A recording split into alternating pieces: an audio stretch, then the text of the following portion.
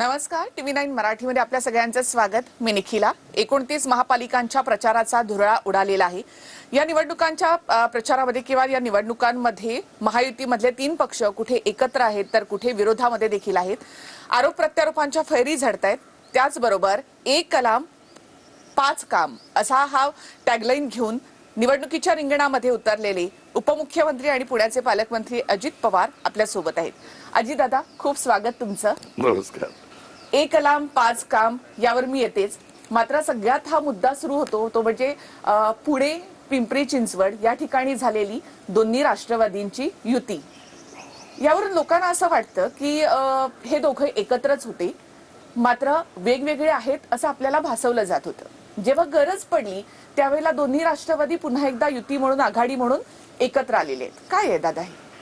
कसं आहे, आपल्या कुठल्याही क्षेत्रामध्ये एखाद्या गोष्टीचा कसा अर्थ काढावा हा ज्याचा त्याचा अधिकार आहे। आता तुम्ही पाहिलं शिवसेना आणि मनसे हे पण अनेक वर्ष काम करतायत आणि ते आता बरोबर एकत्रपणे काम करतायत। तसं आम्ही पण मधल्या काळामध्ये वेगवेगळे झालो आणि आत्ताच नाही, नगरपालिकेच्या निवडणुकीमध्ये कोल्हापूर जिल्ह्यामध्ये काही नगरपालिकेत तिथं अशा पद्धतीने युती तिथल्या लोकांनी केलेली होती।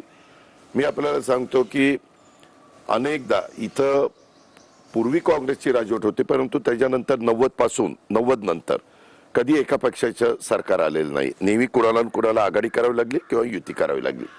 आता ही आघाडी किंवा युती करत असताना त्याच्यामध्ये त्यांना कुठल्याही परिस्थितीत लोकसभा विधानसभेला ते करतात, परंतु स्थानिक स्वराज्य संस्था ज्यांना लोकल बॉडीच्या इलेक्शन आपण म्हणतो तिथं कार्यकर्त्यांना मुभा दिली जाते, जिल्ह्याला मुभा दिली जाते की तुम्ही ठरवा आणि तुम्ही निर्णय त्या ठिकाणी घ्या। तशा पद्धतीनं ह्याही वेळेस एकतर 9 वर्षांनी निवडणूक आल्या, फेब्रुवारी 2017ला निवडणुका झाल्या, आता फेब्रुवारी 2027-26 लागेल, म्हणजे 9 वर्ष निवडणुका नाही झाल्या। सगळ्याच कार्यकर्त्यांना वाटतं की आपल्याला संधी मिळाली पाहिजे आणि त्याच्यामुळे काही लोकांनी आता इथं काही बाबतीमध्ये भाजप आणि शिवसेना युती झाली, काही ठिकाणी भाजप आणि राष्ट्रवादी युती झाली, काही ठिकाणी राष्ट्रवादी आणि शिवसेना युती झाली। तिथली लोकल भौगोलिक परिस्थिती पाहता तिथल्या सहकार्यांनी तशा प्रकारचे निर्णय घेतलेले तर सगळ्यांनी त्यांना मुभा दिलेली।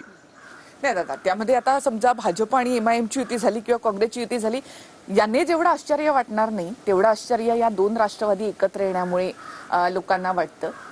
तर तो म्हणजे का त्यांनी त्या अँगलने विचार करतात मला माहिती नाही, परंतु त्याच्यामध्ये जे काही आम्ही पुण्यात पिंपरी चिंचवडमध्ये एकत्रपणे निवडणूक लढवतो ही वस्तुस्थिती खरीच आहे। पण हा अलार्म कधी वाजला? नाही, त्याच्यामध्ये जेव्हा कोल्हापूरला घडलं, कागलला नाही गडिंगला झालं, असं कुठेतरी घडलं आणि नंतर ह्याही वेळेस चर्चा करत असताना कुणाला तरी बरोबर घेतलं पाहिजे। बरोबर घेत असताना कार्यकर्त्यांच्या मध्ये पण खाली थोडंसं एकमेकांचे सूर जुळले गेले पाहिजे असा सगळा विचार झाल्यानंतर ही गोष्ट पुढे आली।